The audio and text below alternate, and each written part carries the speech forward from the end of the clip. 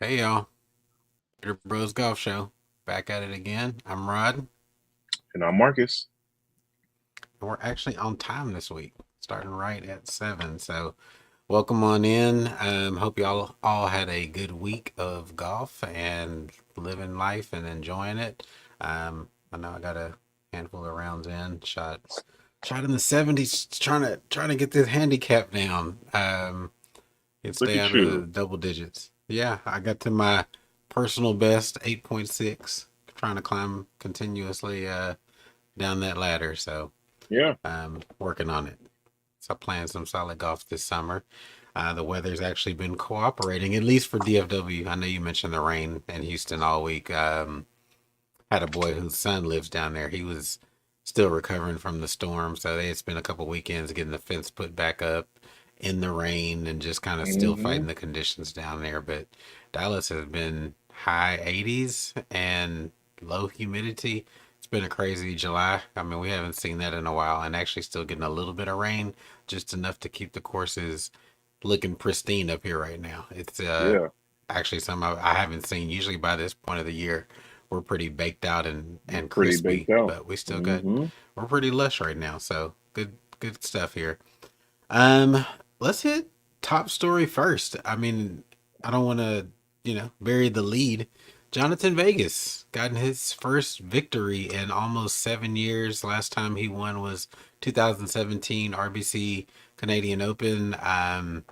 What do you think, man? I've been a Vegas fan for a long time just because the nature of him being a Nike athlete always Yeah. had my eye and continued to follow him, hoping that he'd be able to get it back. Showed incredible talent coming out of UT, Venezuela originally, but has been a Texas resident pretty much since he came over. But what do you think, man? Yeah. Still stays in the Woodlands. Still has a crib there.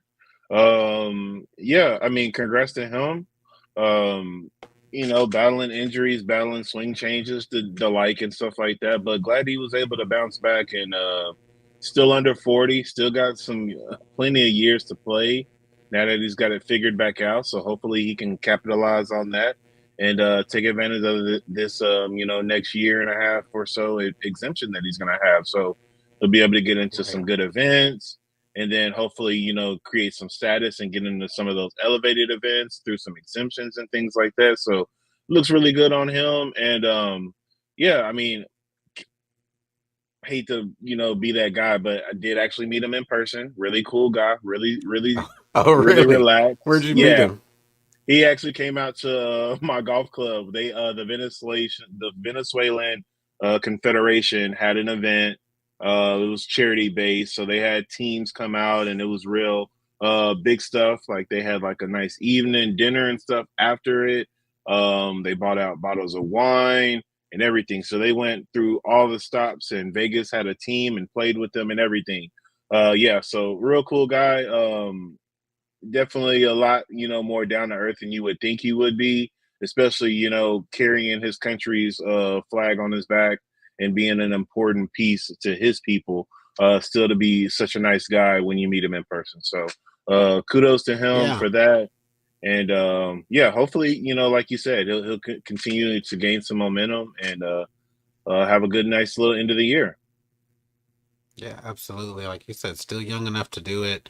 Has had limited starts just due to either not being healthy and not having real status on the tour. So, problem solved. He was able to take the 54 hole lead and follow that through with the win today. Kind of squirrely. He's played incredibly well on the back nine all week. Going into the back nine today, he had played even on the front, and I think he was 16 under or something like that on the back nine by itself.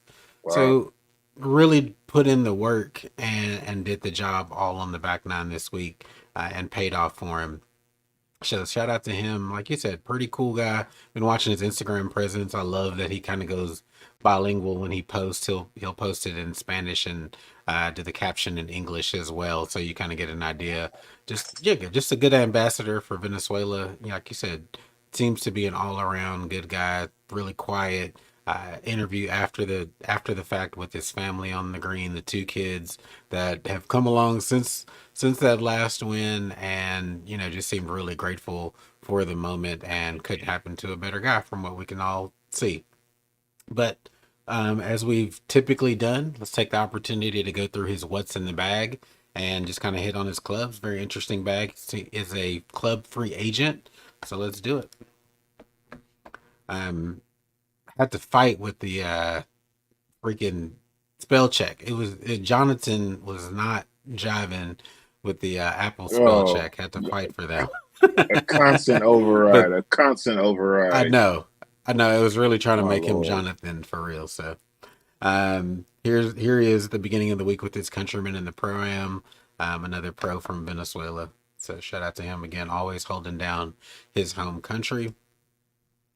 In the bag with the Titleist TSI 3 at 9 degrees. I want to say, just to clarify, and just in June he was playing the Titleist GTA 3 at 9 degrees with the A1 shear fit, but went back to the TSI 3. Thoughts on that? Uh, from what I've heard, GT3 is, I mean, the GT set is the way to go. So, him playing the player style of that probably going to be a nice little condition for him, or a nice little Yeah. addition for him. Well, it seems like it went backwards because he was playing that in June and went back to the TSI 3 for the win this week. So maybe not the best fit for Maybe he him. hasn't I had guess it we'll see as figured out yet. Yeah, I did want to make a note that even in the other configuration, whether it was the GTA 3 or the TSI 3, that he was rocking the Fujikara Speeder, the NX70 Tourex Spleck shaft. This is not one that you see very often anymore. The Speeder was a classic for Fujikara for a long time.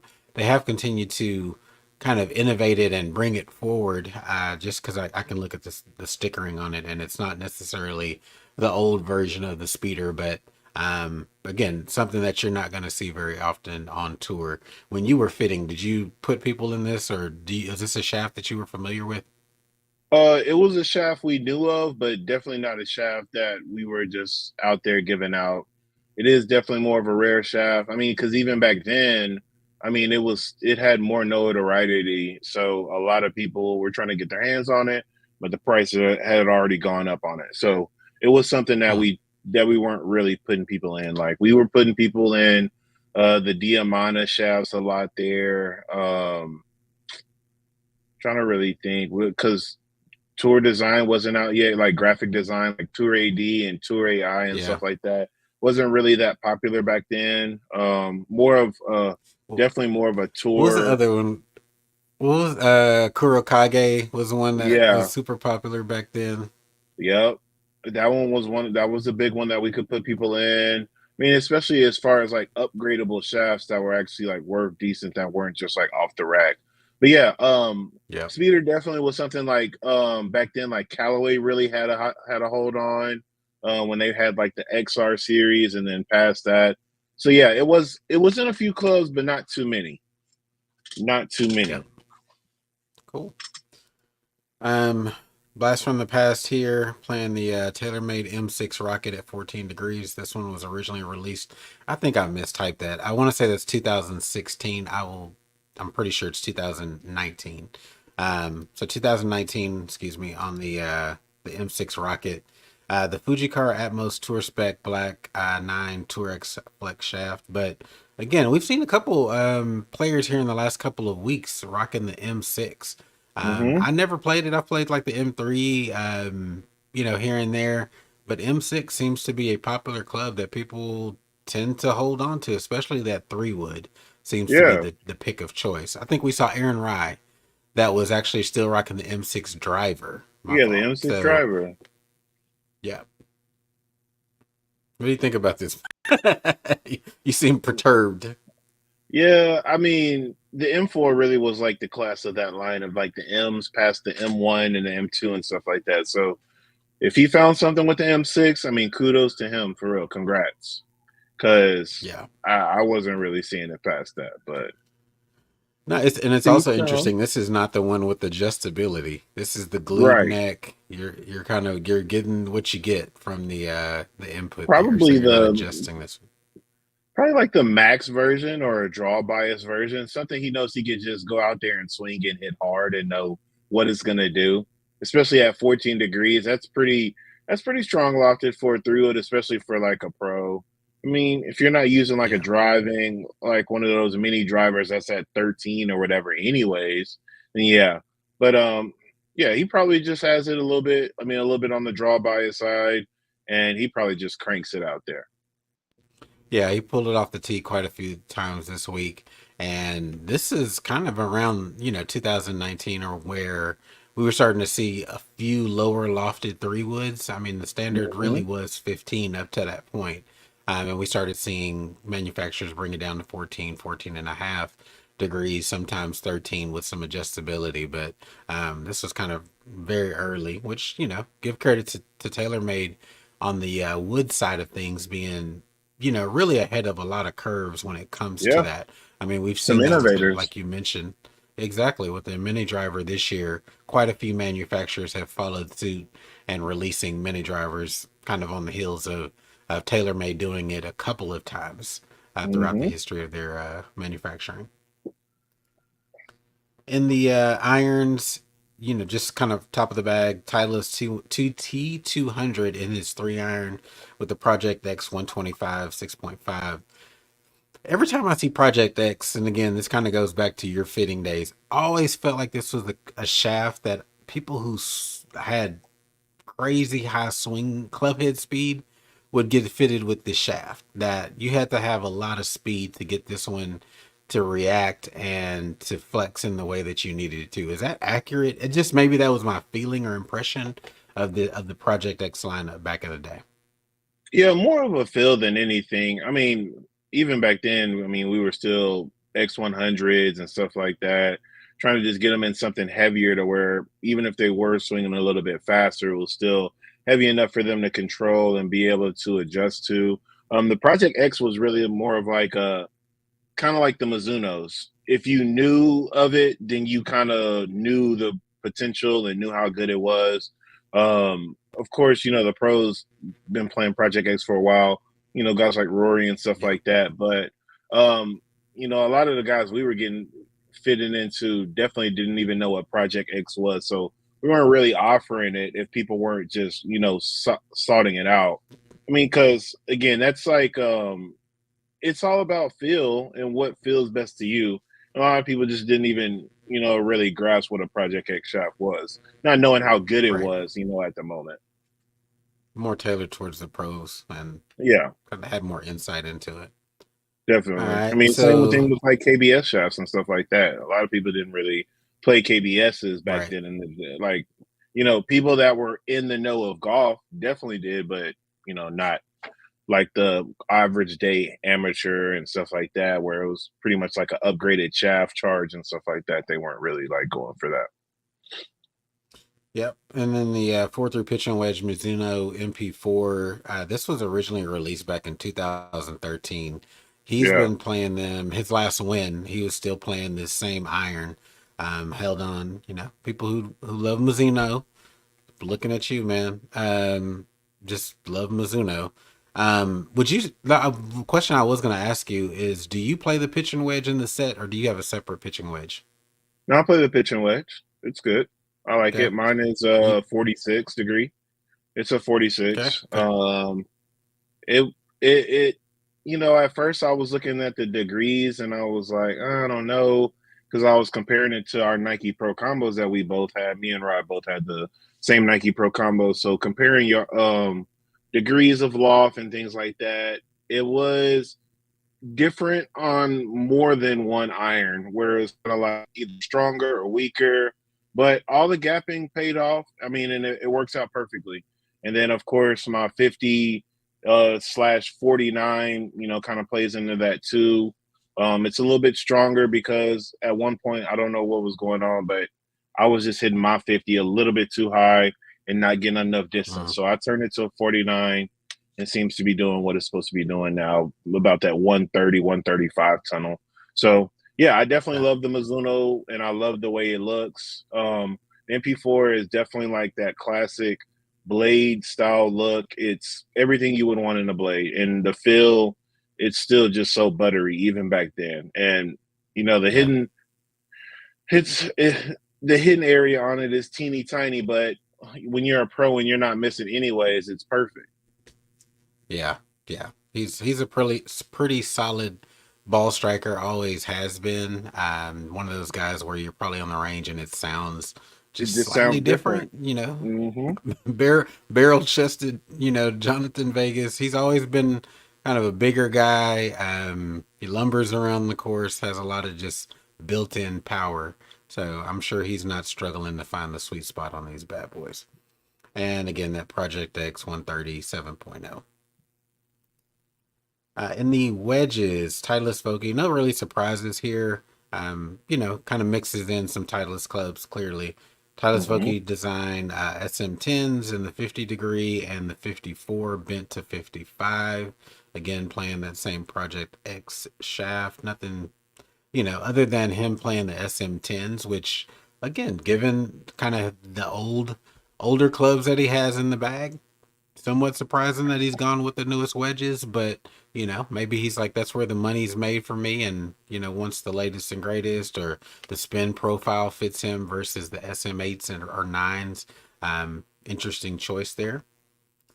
And then outside of the box, TaylorMade MG high toes at 60 degrees. They didn't have his actual one, so I just went with some stock stuff just so you can kind of see how that lineup of that club looks. So that's the high toe wedge from TaylorMade. So interesting, very very interesting bag in terms of clubs, and then we'll get into the ball and putter here. Lab putters seem to be kind of taking over. We have talked Crazy. heavily about, the fact that people are going to more help in their putters, but he's still going with a bladed style putter. But I'm sure with all the different weighting options and customization that Lab can do for players, I don't think I've ever seen the same Lab putter more than once. I mean, maybe that Adam Scott version of that lab, I've seen that maybe duplicated once or twice, but every time I see one, it looks very custom to the player. What do you think about this one? Yeah, I mean, because essentially a center shafted blade. First of all, that's just wild to me. But yeah, I mean, Right, right. it's kind of like when Unc had the Adele putter, just super personalized, everything you could want in a fitting, and everything you could possibly want, and how you would want it to look in your eye. They're able to create that and recreate that. So I think Lab Golf is doing it right. And when you're playing at this level and you're playing for this dollar amount, you spending 600, $700 for a completely personalized putter, it's nothing to you in the grand scheme of things if you're winning. So Well, hell, the shaft itself, I see the LA golf shaft in there. So that, yeah, that shaft alone is stupid money. right. The stability shaft and stuff that these guys sometimes use, $300 just for that alone. I mean, it has the tech in it though. It's worth it. I mean, if anything, if you're gonna spend money on anything, you're gonna spend money on something you're gonna have for years upon years. You're gonna have something that you want to look down on and trust yourself with. So I think it's worth the bread every time. For wedges and for Yeah, putters, it's worth the money every time. You can get skirt by on yeah. some other stuff and miss a few models, Well, but Well, when it's your living, I don't think you really worry about the cost, right? I mean, exactly. I'm sure he made about 1 point something million today for the win, so I think he's Hmm. he's good for it.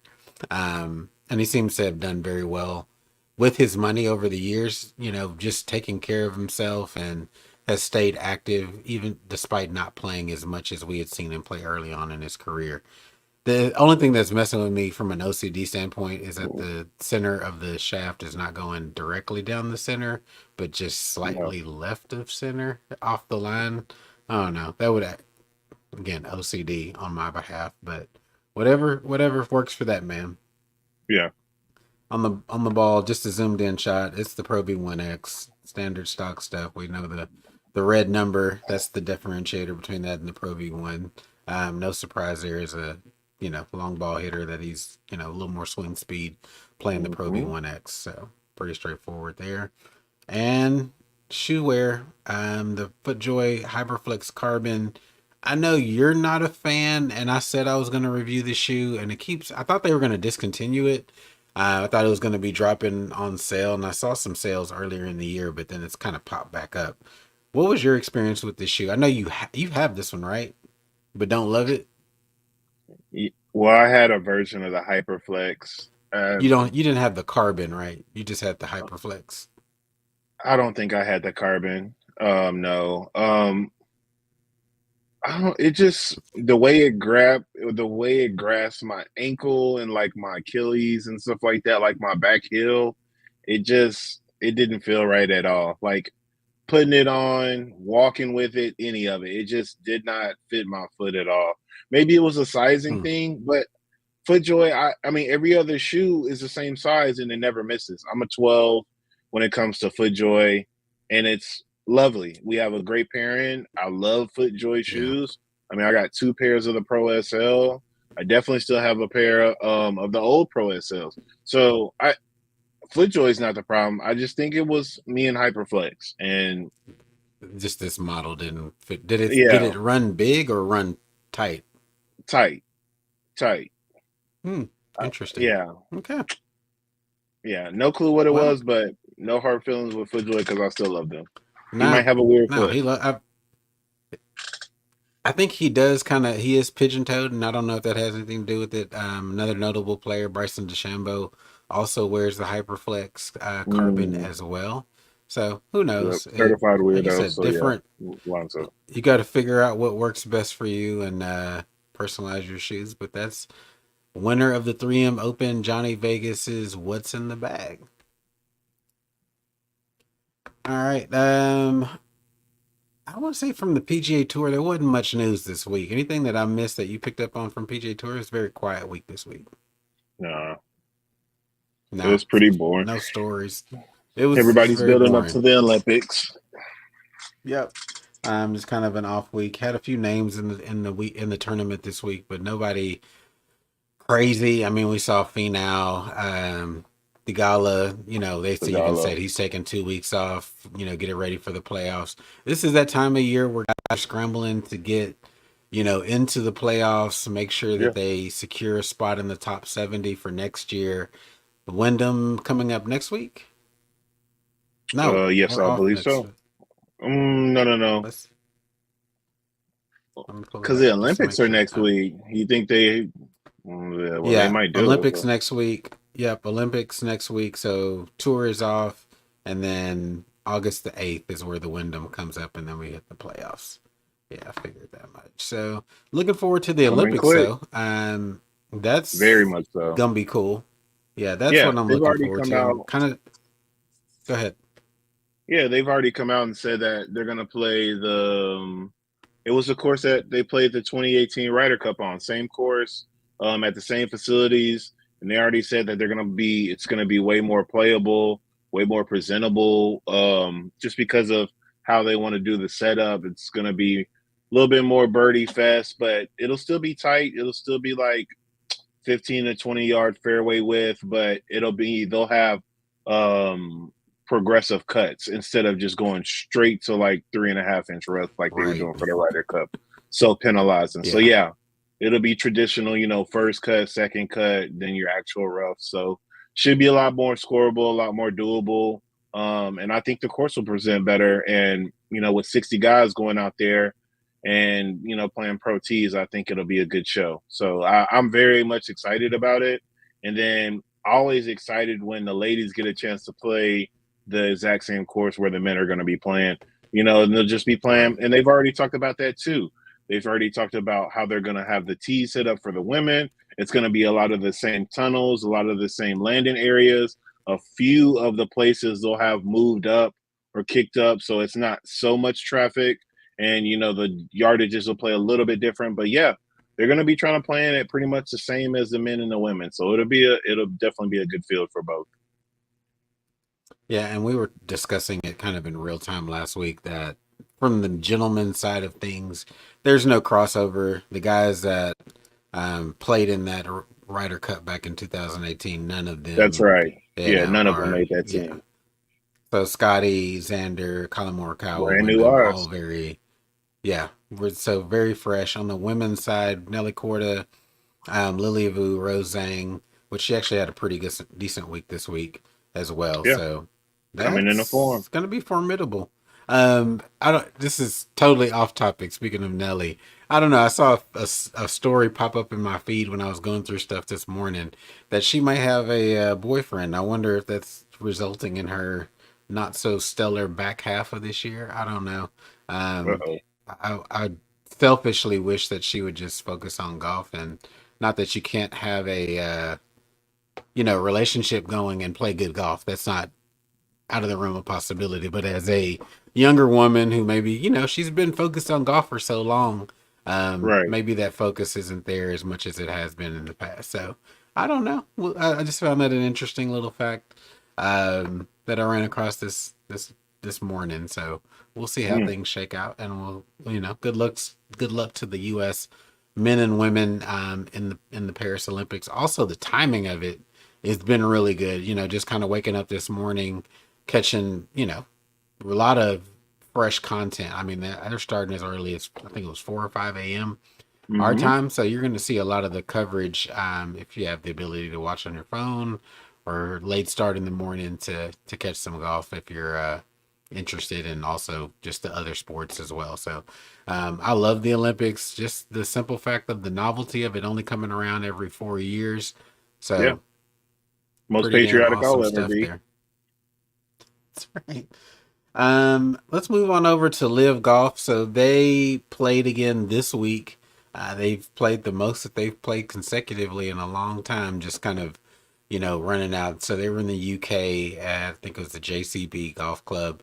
And John Rahm finally got his first victory on Live Golf's tour. Started out the week, shooting, I think he shot a 63 round Mm-hmm. one. Struggled in round two, still able to hang in there, top five, and ended up sealing the victory. But the story was from day two with the frustration with the fans. It seems like he's getting some heckling over there. I don't know if that's just what's around it, but tense interaction between himself, couple of fans. You can hear him buzzing in the crowd, and I have the clip pulled up. So, some language coming up. So just be forewarned. Crowd's getting rowdy here on the 16th green.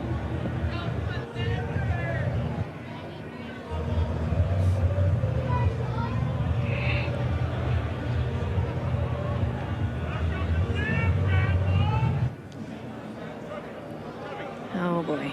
Toby. Somebody getting a hairy eyeball there. Yeah, it's awful louder now when you're yelling our fucking backswing, you dickhead. We've all thought it.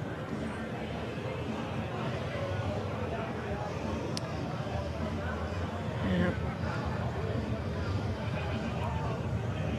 It looks like he's gonna just try and chop this.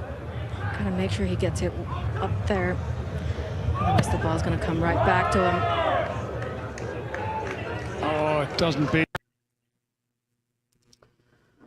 So yeah, John Rahm, frustration honestly has been abound since he joined the tour. I know again he'd been frustrated by not winning, had some close calls throughout the year, but again, finally able to secure it over his teammate who actually he was tied with going into the last hole, and looks like Terrell hadn't ended up double bogeying and giving John Rahm the win.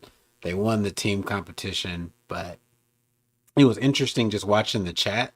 I don't typically get into the chat watching the Live Golf broadcast on YouTube, but a lot of folks, we none of us know. But he's like, Rahm's going to be done with Live as soon as his contract's up, and try to figure out a way back to the PGA Tour. I don't know. Who knows where things are going, but he has definitely shown his frustration with the drones, the technology, the music. Yeah. He's been very vocal about his complaints. What do you think about this most recent show of frustration with Live and the kind of the non-traditional golf setup. Yeah, I mean, it's a tough situation all the way around. I mean, the guy, you wanted the money, you got it. I try. I'm I I get the frustration because you want to have some type of traditional lay of golf and at least have people be quiet in your backswing and as you're approaching a golf shot and stuff like that. But you asked for a more lax scene. You asked for a more laxed environment. You asked for a fun, more, fan interactive event. And that's what we're getting here. Sometimes they don't Yeah. always know the etiquette. Sometimes they don't always want to abide by that because when you're here to have a fun time, rules don't really apply to those type of people. So it's No, they're bittersweet. that's the audience they're courting.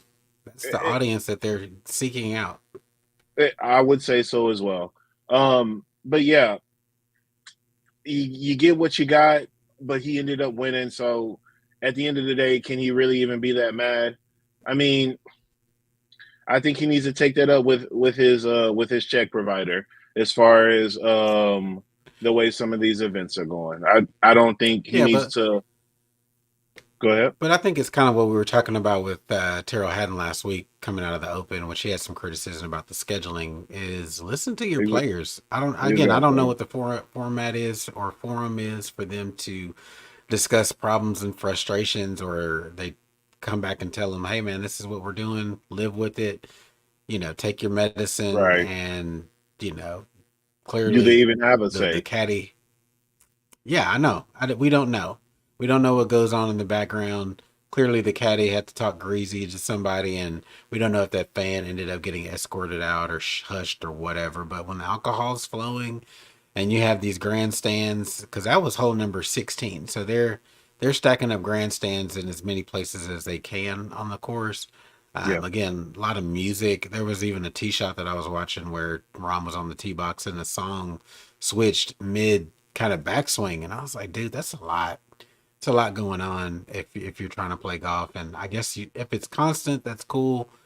But again, the song switch in the middle of the backswing was kind of strange to me. But Yeah. that's just me. I mean, shout out to them for whatever they're trying to get going there.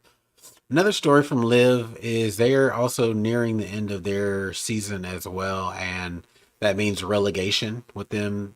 Players being sent Right. down who have played poorly this year, and a couple of the ones that actually just qualified for the league this year are almost on the outs. Two of them are in danger of leaving, and also a notable name that used to be one of my favorite players from back in the day. So the ones that are on the kind of cusp are Brandon Grace, which is the guy that I used to love watching on DP World Tour. And then when he came over to the PGA Tour, just a really enjoyable South African. Just enjoyed his game. I don't know. Yeah. Smooth swinging, which a lot of the South Africans are, has clearly hit a road bump in his career. Scott Vincent, whose brother is also on the cut, Kieran Vincent. Kieran Vincent's been with the deal since the beginning. Well, one Yeah. of Since them, the one of the beginning. Vincents, yeah, has been there since the beginning. Scott was a new addition, and this other guy, Callie Samuja, who was also a qualifier. Again, people we didn't know prior to this year anyway, but clearly there's some flaws in their qualification system, which I think continues to contribute to them getting world ranking points in addition to some of the other criteria that they continue to miss on as well. But this just doesn't feel like a very valid qualifier. And yes, even on the PGA Tour, people get their card and lose it within a year or two. That happens. But I don't know. This one, when you're dealing with the limited sample size, it's more glaring that there's Yeah. something wrong with y'all's system here in terms of qualification. A couple of other ones that are near that as well, just right outside of danger, are HV3 Harold Varner the third. No Mhm. surprise, been a quiet year from him as well. Pat Perez, which that's par for the course. No pun intended. Um, he was in the same position last year, needed to be signed. Another name that I'm going to screw up, we're going to call him Jay Kazuma. And then Mito Pereira, also near the bottom of the Live Golf League. Again, we've said this multiple times. You get that check, you get paid. Uh, what's the motivation to work hard at your game? And, Yeah, keep Mito going. Pereira seemed like a complete reaction to his loss at the PGA championship in Tulsa, Oklahoma a couple of years ago, just kind of choking that one away. That was the move that he made shortly thereafter, and has really continued to free fall in his career since that point. To me, it's more sad than, I don't really have a criticism. It's just sad Yeah, seeing players who had potential really near kind of needing to figure out what's going to be the next step in their career. We're seeing quite a few players now that were 3 years into the league try to figure out other options. We see Laurie yeah, Cantor, I think Bernd Wiesberger, other handful of other guys that are now either trying to find themselves back to the PGA Tour and or the DP World Tour and revitalize their career. Again, that pressure causes you to work harder at your game when you have to work for your paycheck. But any thoughts yeah, on this one before we exit to the next story? yeah. I mean, in particular, Mito. I mean, the spotlight's on you now, bro. Like, it's either put up or shut up, to be honest. And you have a perfect situation, bro, in playing for Torque or Torquay or however they want to pronounce it. You got all your best friends. Torque. Yeah. So you got all your best friends. They're all from South America. So it's not like you don't have familiarity. Y'all got enough money. Y'all are traveling with your girl or your wife and your families and stuff like that. I think it's time to lock in. I mean, we does he have anything to play for anymore? Like, does he feel like he needs to fight for anything? Because to me, it seems like he's very lax about what's going on in his golf world now. And Yeah. to me, when it comes to like relegation and things like that, this is the same situation as the G leaguer, the career two-way player that just pretty much crashes out. We all saw the potential, we all saw the ceiling, and they got to a certain point, got comfortable, and then they didn't want to reach for the ceiling anymore. They found them a comfortable leeway in between them and the top, and that's where they want to live. Maybe that's what's happening with Mito. Maybe he doesn't care Yeah. about winning anymore. I mean, it's tough to say that and put that on somebody, but the results say more than what even they could be saying themselves personally. They could be saying in the background, I really want to play, I really want to fight, but then we're not seeing that. So it's Right. just Are you tough. putting in the work? You can say one thing, but are your actions aligned with Right. that desire? 100%. So Samuja, Vincent, those guys, they got their first big kind of paychecks. Still young 20s. What are they doing?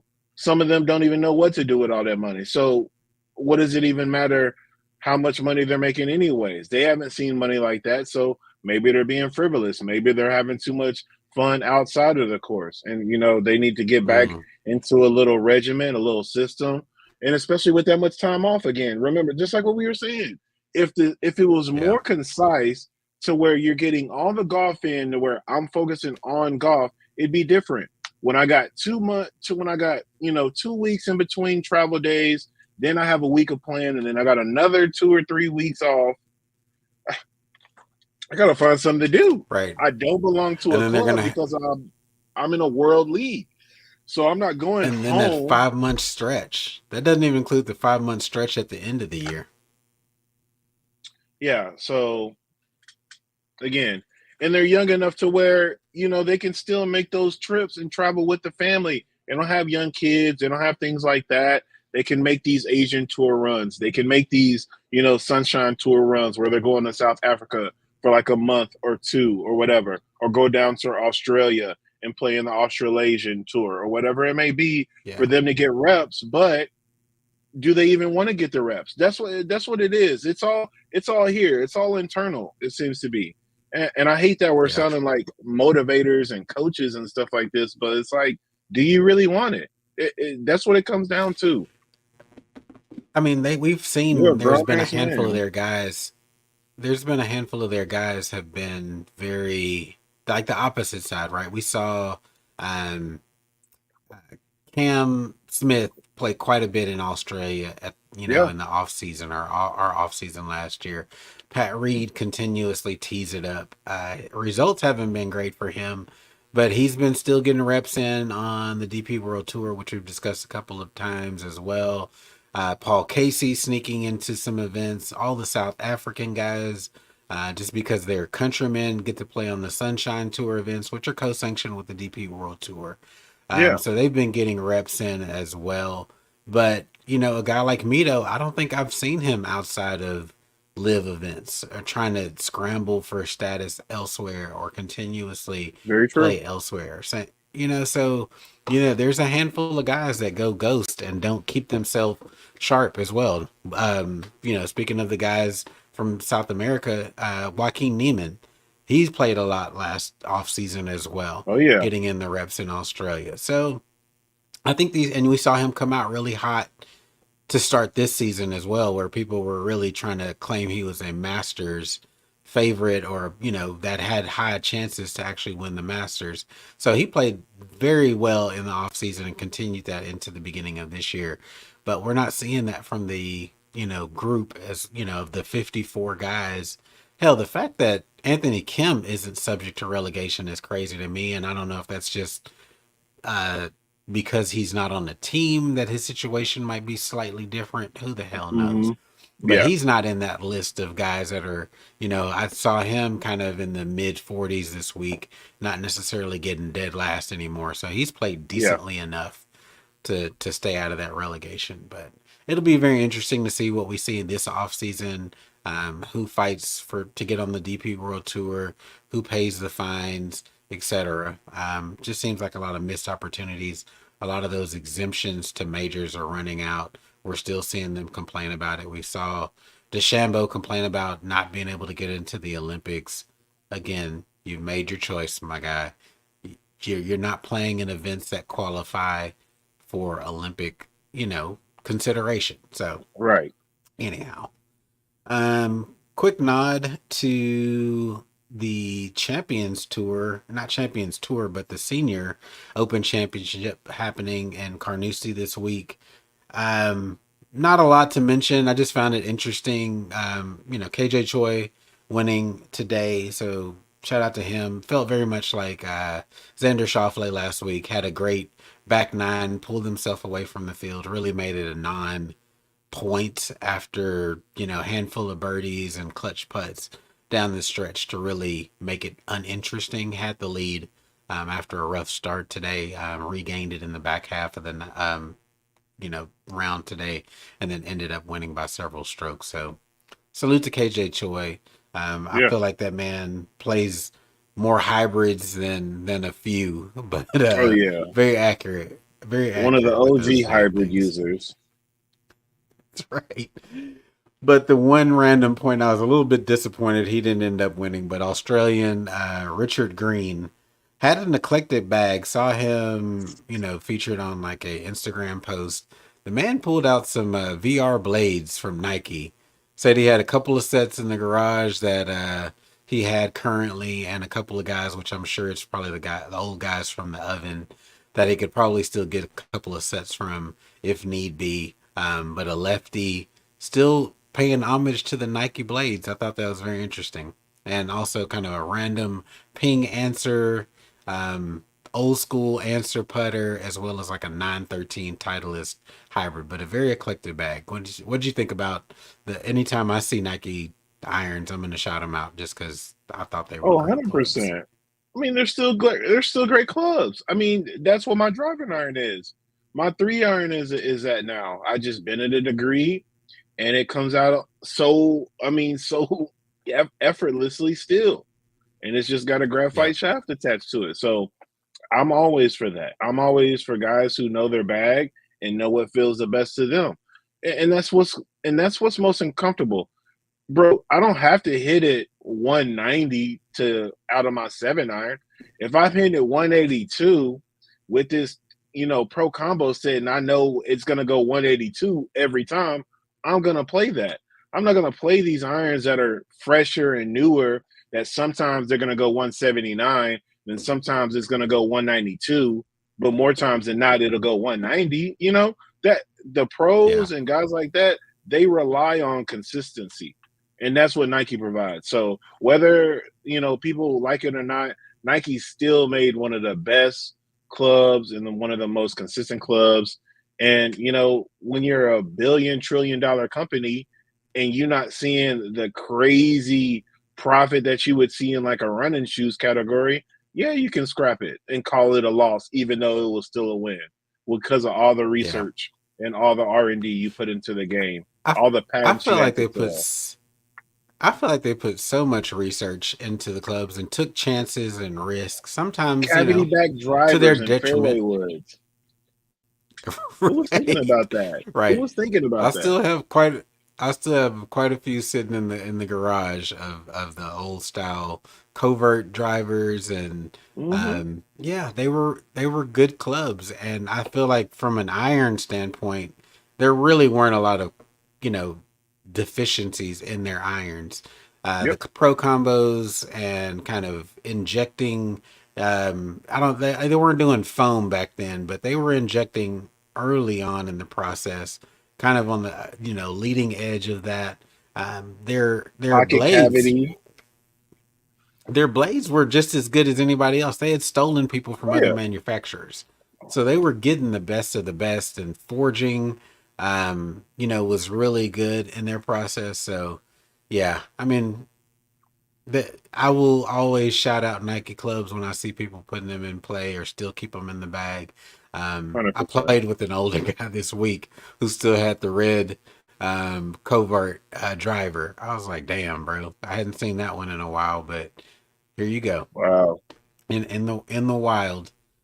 And over here, kind of last story on the list, the ladies are still playing in the CPKC, and I think it's Calgary this week. Hmm.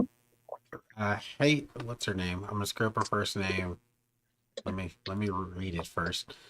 Heiran Ryu had really been leading and controlling this, tournament for the last 2 days, and it looks like in this back nine, she was up two strokes just a little bit when we started the show. She is She's now fading. tied for second. Yeah, and then, Miss Lauren Coughlin is leading by two going into the 18th hole. And, Mm. a few weeks ago we saw her, leading the Evian for quite a bit, but wasn't able to close the deal. Looks like she's honestly been playing some really good golf. She's been at the top of leaderboards really even since the Evian, playing some really Yeah. solid and consistent golf, and looks like she's going to close the deal. Um, Nothing terribly spectacular about her game, just really consistent. Doesn't make a lot of mistakes on the course. So looks like we're going to congratulate her on her first professional win here. Any thoughts on Lauren Coughlin?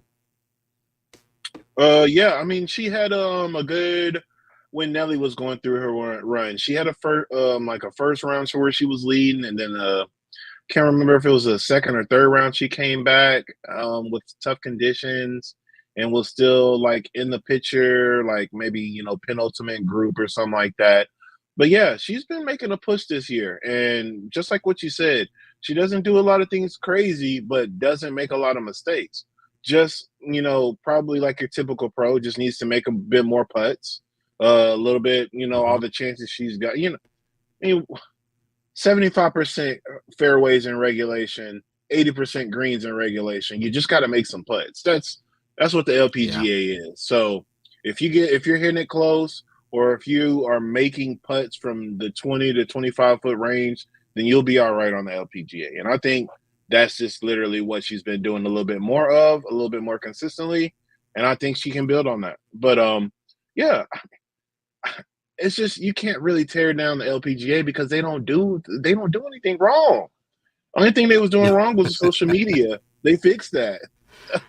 Right. Scheduling is Right. the only thing that needs to be perfected, and even then, there's just not a lot of bad things you can say about LPGA right now. The momentum Yeah. they have is crazy. The talent is rising to the top. I feel like in their game compared to the men's game, they want, you know, they want parity. That PGA is definitely riding like that one trick pony. And right now we are all focusing on Scotty. And I love that. Scotty is the man to beat. Everybody's trying to take him off the top. LPGA, the best thing about it is we don't know who's going to win, even though we have a defined number one golfer. And is she going to show Yeah. up? Is Lilia going to show up? Is all the all the girls and gals that have won of recent, are they going to show up? Lydia Ko, is she going to get her next point? There's so many poignant stories right now in the women's game of golf that you just can't harp on one thing or the other. The PGA is so tunnel vision right now, and it's fine because that's what we wanted with them. LPGA has so many different windows and things like that. So the contrast is good to Yeah. me, and I like what LPGA is doing. Yeah. I would love to see a handful of the ladies start dominating. I mean, we saw Nelly do it, right? We True. know her, Yeah. and her and Scotty were going, just ham Toe to earlier this toe. year. Oh yeah. Yeah, just it was getting stupid where they just kept alternating wins, and we couldn't do a new what's in the bag for a while because we had done theirs early in the year, and it's like they just kept winning. But I think Yeah. to a certain degree, for the ladies to continue to separate themselves and continue to elevate as a league, that there does has to be some level of domination and consistency, and couple of the ladies that separate themselves from the group, because it's kind of win by committee and they're all very good. It's hard, like you said, to kind of dial in on one particular player because any week, given these stats and the consistency that most of the ladies play with, anyone, just like you said, depends on who has a hot putter that week to be able to go get the victory because they're going to hit Yep. greens, they're going to play out of the fairway. And something that we said, I saw a really popular golf influencer. His first name is Eric. The rest of his name is slipping my brain, but he does well on social media, does a lot of stuff on YouTube as well. But he was saying, a lot of amateurs, and we've said this a ton, is need to be following the LPGA from a Thank you. tempo perspective.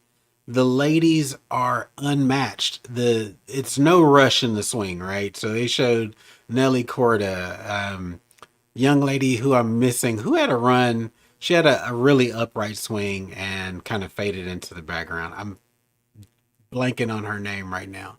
It'll come to me as soon as we finish. But just he was really talking about the tempo, and we've discussed the distances being very similar to a really decent male amateur player to an LPGA player being very comparable.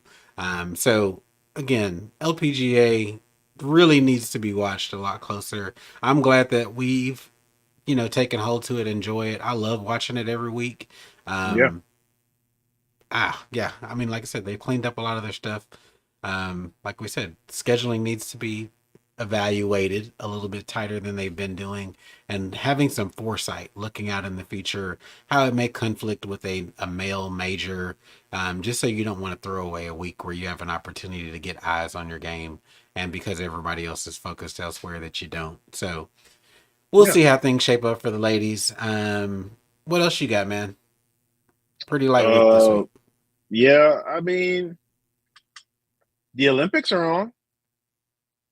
I mean, Again, go check them definitely been out. definitely been consuming my week when I'm up early.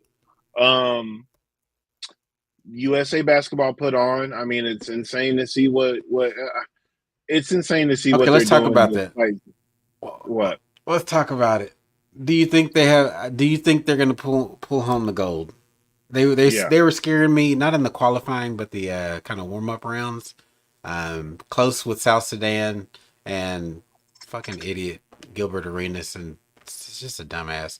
And those comments that he made around South Sudan. What do you think? What do you think, man? Do they have a chance for the gold, or do yeah. you I think they think will be they. upset? I mean, they shouldn't say chance. That's the wrong. Do you think they will win the gold? Yes, I think realistically, when it comes down to experience, combined with talent, combined with maturity levels, I think you probably looking at three, maybe four teams total that could win it. Germany being one of them. We saw we can match up with them. Canada being another one, just because of the They got 11 pro. pros on the Canadian You know what team. I'm saying? But at the same in the same accord though with Canada, you got to think about who's their main scorer. SGA. Who is the scorer after that? Andrew Nimhard, Barrett. bro.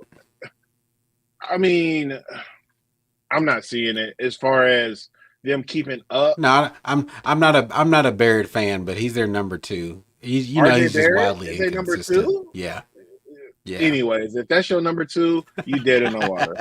So okay, so Germany, France, maybe Serbia if they can get it out of group, if they can get out of group play. But even Yeah. then, they're heavily focusing on their top player and hoping some role players show up.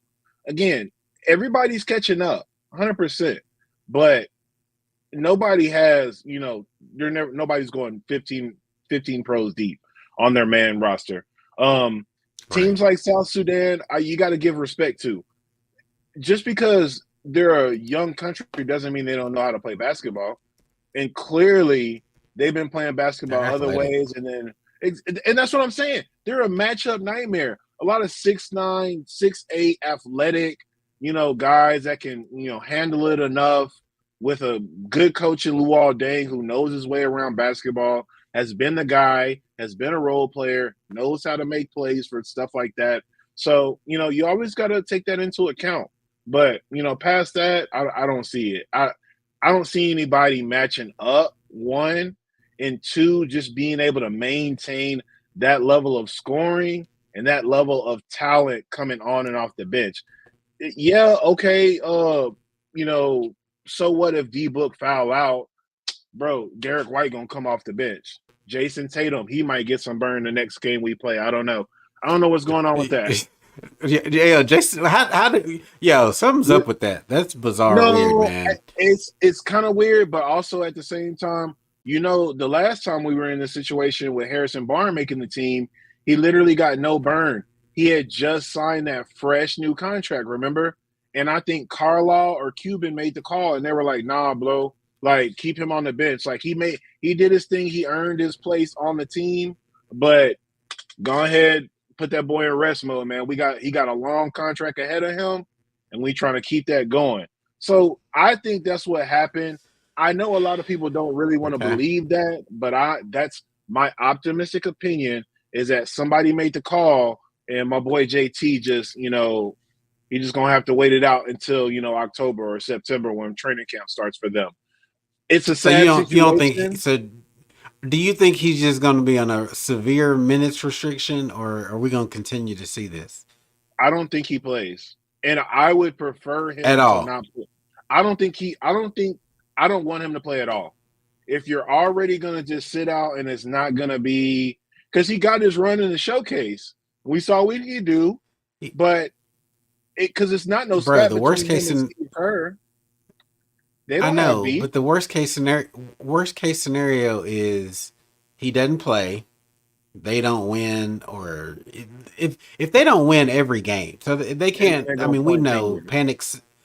panic sets in as soon as we lose a game, even if it's in group play and it doesn't necessarily matter. Let's say they, Yeah, get out of group play with a loss. It's still gonna be panic city, and if he's not playing, you're just you're raising eyebrow, and there's a lot of fans and stuff that are gonna be a little bit hot about it.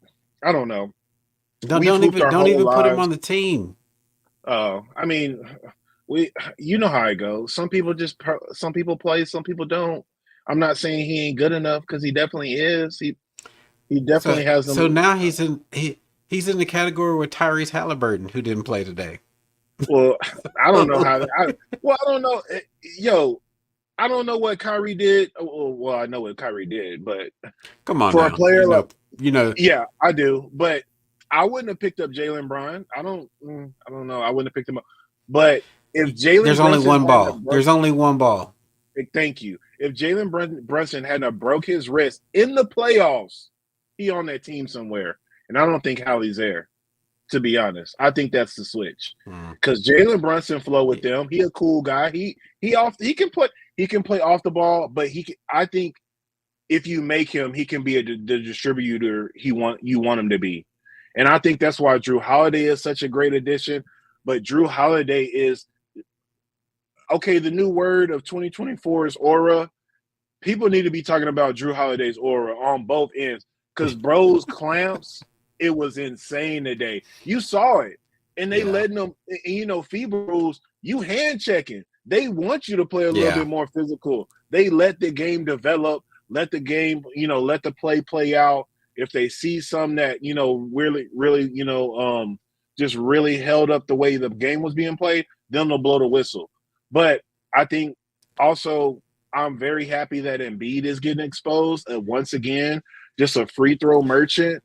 All that shit's not working, brother. You got to play basketball. It's real hoops over here. So he Yeah. only got It's a one little, of it's them. more physical than he's used to.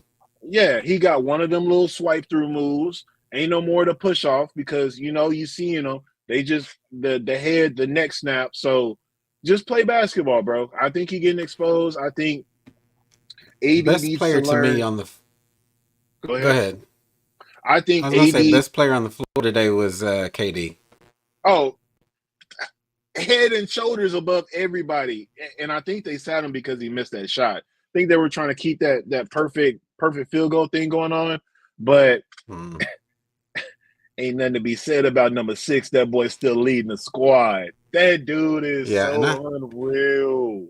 I want to see Anthony Edwards get off, but today again, Serbia was long, Yeah, physical. There's going to be a couple games where AE just kind of goes crazy. You can see it.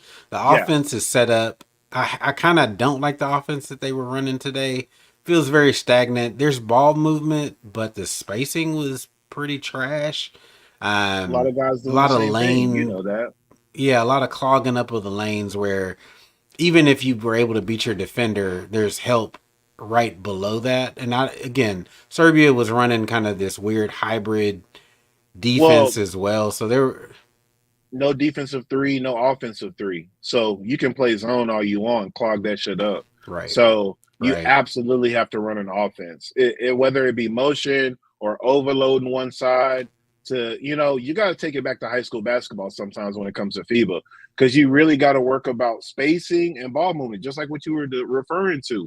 So, like, that's why Derek White is perfect for that. That's why Drew Holiday is perfect for that. That's why AD is perfect for that. Tall, linky guys that want to defend, but also can handle the ball good enough to get in spaces and creases and create Yeah, opportunities for places like that.